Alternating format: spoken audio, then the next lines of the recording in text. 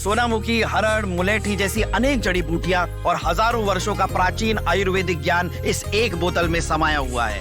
कायम टैबलेट, आपकी खुशियों का साथी।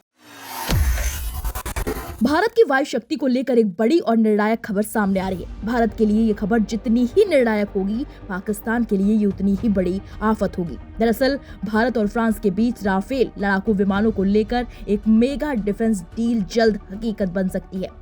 इस डील की सबसे खास बात यह है कि राफेल का बड़ा हिस्सा अब भारत में बनेगा। मीडिया रिपोर्ट्स के मुताबिक फ्रांस के राष्ट्रपति इमैनुअल मैक्रों के अगले महीने भारत दौरे से पहले इस समझौते को अंतिम रूप दिया जा सकता है।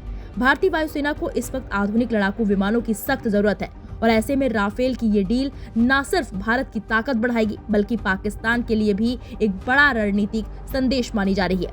क्या है पूरी डील, भारत को क्या फायदा होगा और पाकिस्तान क्यों टेंशन में है, आइए दिखाते हैं हमारी ये खास रिपोर्ट।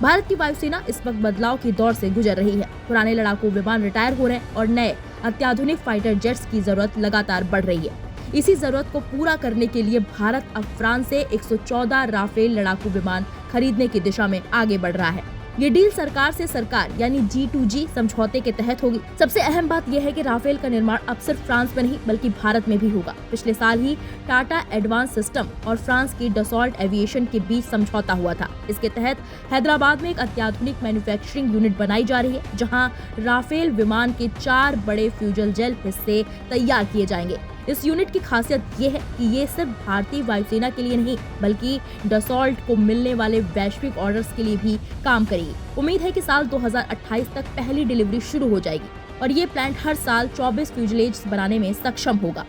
मीडिया रिपोर्ट्स के मुताबिक हैदराबाद में इंजन निर्माण संयंत्र और उत्तर प्रदेश के जेवर में बनने वाला MRO हब मिलकर राफेल निर्माण के करीब 60% मूल्य को भारत में ही ला सकते हैं। यानी ये डील सिर्फ हथियार खरीद नहीं बल्कि मेक इन इंडिया और आत्मनिर्भर भारत की बड़ी मिसाल भी है।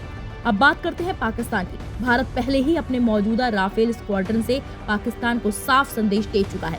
बालाकोट एयर स्ट्राइक के बाद राफेल की तैनाती ने पाकिस्तान की वायु रणनीति पर सवाल खड़े कर दिए थे। अब अगर भारतीय वायुसेना में 114 और आधुनिक राफेल शामिल होते हैं तो पाकिस्तान की वायु शक्ति के सामने एक बड़ा काल खड़ा हो जाएगा। पाकिस्तान पहले ही आर्थिक संकट से जूझ रहा है। ऐसे में उसके लिए राफेल जैसी टेक्नोलॉजी का मुकाबला करना ना तो आसान है और ना ही सस्ता। राफेल में लगे एडवांस रडार, लंबी दूरी की मिसाइलें और मल्टी रोल क्षमता भारत को पाकिस्तान पर स्पष्ट बढ़त दिलाती है। यही वजह है कि पाकिस्तानी रक्षा विशेषज्ञ और मीडिया इस संभावित डील को लेकर पहले से ही टेंशन में आ चुके हैं। कुल मिलाकर भारत फ्रांस की ये डील सिर्फ एक हथियार सौदा नहीं बल्कि ये भारत की रणनीतिक ताकत, औद्योगिक विकास और क्षेत्रीय दबदबे का स्पष्ट संकेत है। तो साफ है, राफेल डील भारत के लिए 3 मोर्चों पर सबसे बड़ी जीत है। वायुसेना की ताकत, मेक इन इंडिया और दुश्मनों को कड़ा संदेश। अब नजरें टिकी हुई है रक्षा अधिग्रहण परिषद और कैबिनेट कमेटी ऑन सिक्योरिटी की मंजूरी पर।